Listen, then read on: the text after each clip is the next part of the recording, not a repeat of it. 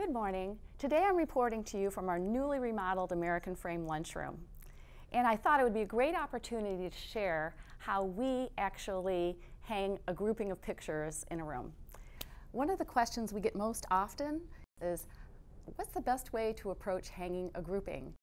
There's a lot of different ways to approach the project, but I particularly like the idea of cutting templates out of craft paper that are the exact same size of the artwork. What that allows me to do is kind of play with the possibilities, especially in this particular case, we wanted to keep it whimsical and informal, yet accurate. So once you create your layout and you're satisfied with the placement of all the pictures, the next step is to actually hang them.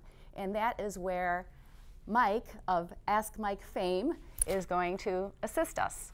So when you start your hanging process, you want to make sure that you have all your basic tools at hand. You need a drill. In this case, we need one because we're actually hanging these pictures into cement block. We have our anchors and our screws, a level, hammer, a couple screwdrivers. So right now, he's measuring 1 inch below the top of our template. So Mike is measuring from the center of the template and marking where he's going to screw into the wall. So the device that Mike is using is called a hangman. He'll actually drill into the wall, secure the metal strip, and then hang the picture on the device. So my job is to man the vacuum, and we have to make sure that the dust doesn't just go everywhere. We're drilling into a cement wall here. Okay?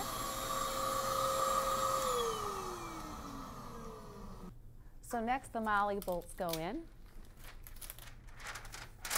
and we no longer need the template. Now Mike is securing the hangman to the wall, and again it has a level so he can check that. You can use a power screwdriver if you wish, but it's best to use hand. But it's best to use a hand screwdriver, and the reason is that with the power one, it vibrates and it may loosen the molly, whereas if you just use a screwdriver, you get a better grip. So now the first piece goes to the wall, and it's simply hung from the top of the frame. Beautiful. Now we're moving on to the wood frame. So with the wood, the hangman is actually attached to the frame as well as to the wall. So the placement of the hangman goes right to the inside lip of the frame. Now another way to do this, if you don't want to use a hangman, from the top of the frame, 2 screws would put the wire, mark it, and then drill it into the template as well. So that's another way. So now he's carefully drilling into the frame. It's important to not go too deep because you don't want to go through the front of the frame. And now he's using a screwdriver. And that isn't going anywhere.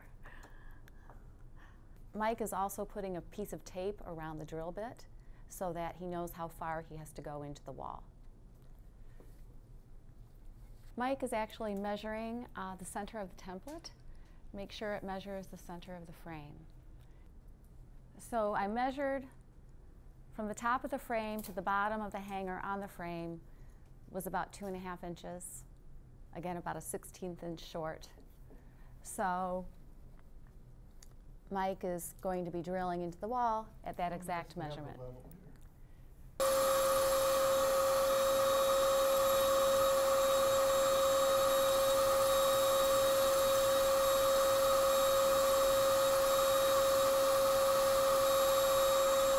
So now Mike will attach the other part of the hangman to the wall.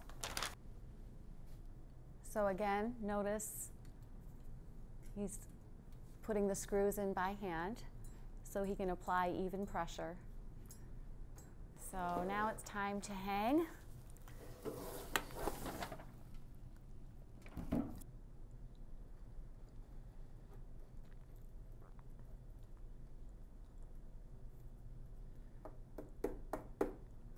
So look at that.